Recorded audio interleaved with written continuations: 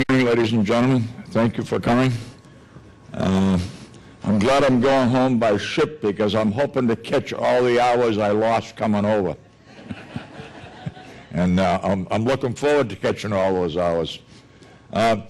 Quick little joke a friend of mine just told me recently. A friend of mine just celebrated his 50th wedding anniversary, and his wife said, I want something brand new, shiny, something that will go from 0 to 100, 1 to 150 in a flash. So she's thinking Lamborghini, Ferrari. Frank bought her a new bathroom scale. It wasn't the right color. A little shipyard story, if I may. I got a couple minutes, I think. The Quincy Yard where I worked, as I told you earlier, they built over 350 ships for the Navy. They built submarines way back in 1904 that fought in the Russo-Japanese War. We built 5 subs for Japan. We built a lot of subs for Great Britain around World War I. So the shipyard kept building subs on and off all through the years. And we had 2 things in Quincy called TVs, stood for test vehicle. They were the full width, they were actual part of a submarine with no nose and no stern, no bow and no stern on them. And they used them as test vehicles. One of them I worked on one time had big holes in the top for the Polaris missiles. I went to work one day when I was still working with the tools, and at the time I had a top secret clearance for the Atomic Energy Commission. I had a secret clearance for the Department of Defense. And the reason I'm telling you that, I'm sure some of you gentlemen have had those clearances, and there's a term in the United States called need to know. And if you don't need to know what you're working on, they're not going to tell you. That's how the government keeps secrets. So anyway, I had to cut a hole in the side of the submarine, about maybe 18 inches in diameter.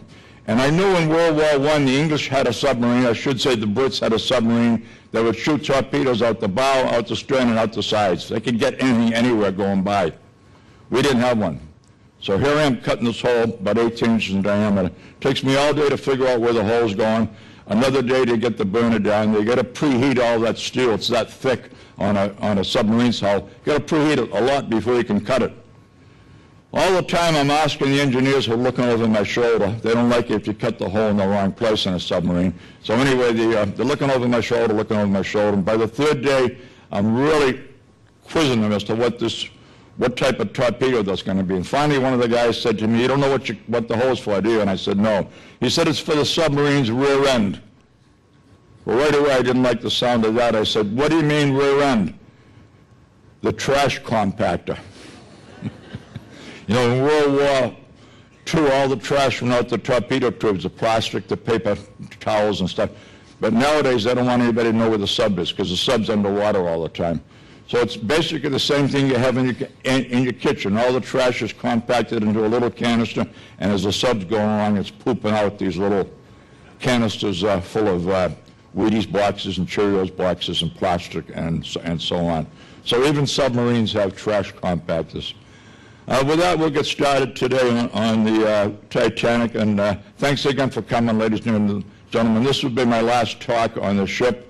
I hope to see you again on another canard ship,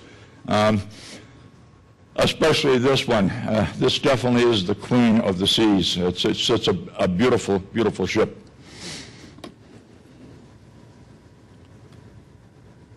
Sure, you all know the story of the Titanic, and I think it's kind of interesting. About every 30 years, Hollywood makes another Titanic movie and sucks in a whole new generation into the. I mean, it's a very famous shipwreck, but there's been thousands of shipwrecks through the years, but this is the one that gets all the attention. If you notice, she has 4 stacks. Back those days, all the big liners had 4 stacks of funnels, and the 4th stack was never functional. It never worked. It wasn't connected to the engine room. People figured the more stacks they have, the more horsepower. You're going to see some actual pictures of smoke coming out. I'm talking photographs of smoke coming out, and you'll notice that nothing's coming out of the 4th stack. Now, White Star Line's ordered 3 of them, the Olympic, the Titanic, and the Gigantic. Now, they have always denied that there was a ship going to be called the Gigantic, but there's actual pamphlets advertising it. And the reason why it didn't get named the Gigantic, after the Titanic sunk, it sounded too much like Titanic.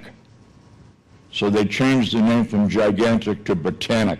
That was the third one.